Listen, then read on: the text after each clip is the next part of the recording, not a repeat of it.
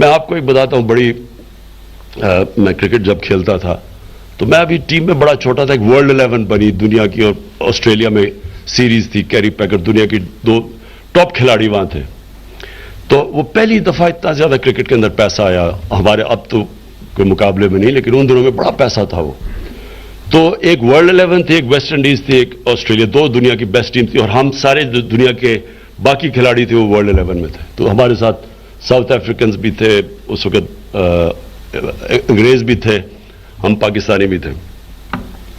تو ہمارا تینوں میں میچ ہوا تو ہم ورلڈ 11 جیت گئے. اب جب میچ ختم ہوا اور ہم جیت گئے تو جو 11 کھلاڑی تھے ہم آپس میں بیٹھے ہوئے، ہماری اسکواڈ تھی 17 کی لیکن کھیلے تھے 11، تو ہم 11 بیٹھے ہوئے. تو ڈسکشن شروع ہوئی، میں سب سے چھوٹا تھا ٹیم سے، تو ٹیبل کی اس طرح ڈسکشن آئی. تو لوگوں نے کہا کہ جی ہم کھیلے ہیں، ہم نے محنت کی ہے، تو سارا پرائز منی ہمیں آپس میں 11 میں ڈسٹریبیوٹ کرنا چاہیے، کہ وہ جو باقی جو کھیلے ہی نہیں، جو 18 کی اسکواڈ تھی، ان کو کیوں ملنا چاہیے؟ پیسہ تو ہمیں ملنا چاہیے. تو وہ ایک سے شروع ہوا، ایک دوسرا تیسرا، ساروں نے کہا ہاں ہمیں ملنا چاہیے. پیسہ بڑا تھا، ساروں نے بڑے، سب نے کہا کہ ہاں انہوں نے تو محنت نہیں کی.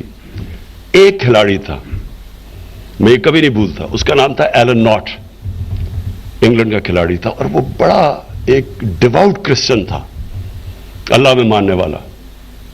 اس نے کہا، جب اس نے کہا یہ آپ کو شرم آنی چاہیے سب کو، وہ ہماری اسکواڈ کا حصہ ہے، اگر وہ نہیں کھیلے لیکن اسکواڈ کا تو حصہ ہے، ہمیں ان کے اندر بھی بانٹنا چاہیے.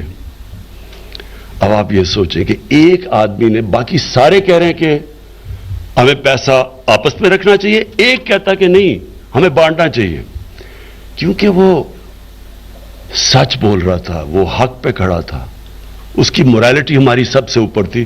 سب چپ کر کے اس کی بات مان گئے، بلکہ شرم آئی باقیوں کو، ہم یہ کیوں اتنے سیلفش ہو رہے تھے.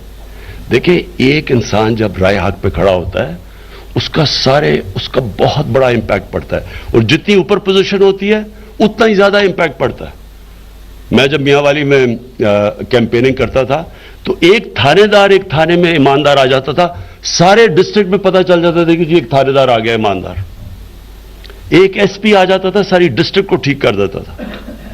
سو اس لیے کبھی انڈر ایسٹیمیٹ نہ کرنا کہ آپ کو جو پوزیشن اللہ نے دی ہے، آپ نے محنت کی ہے لیکن آپ کو پوزیشن ملی ہے، اس کی انڈر ایسٹیمیٹ نہ کرنا کہ جب آپ اس پوزیشن کو آپ بنائیں گے، اس پوزیشن آپ کو نہیں بنائے گی، انسان پوزیشن کو بناتا ہے.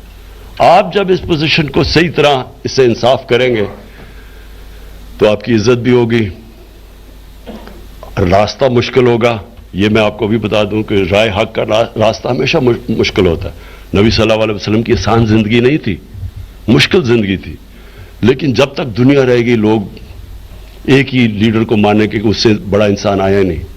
تو رائے حق کی زندگی آسان نہیں ہوتی، مشکل ہوتی ہے، لیکن وہی آپ کی عظمت کا راستہ ہوتا ہے.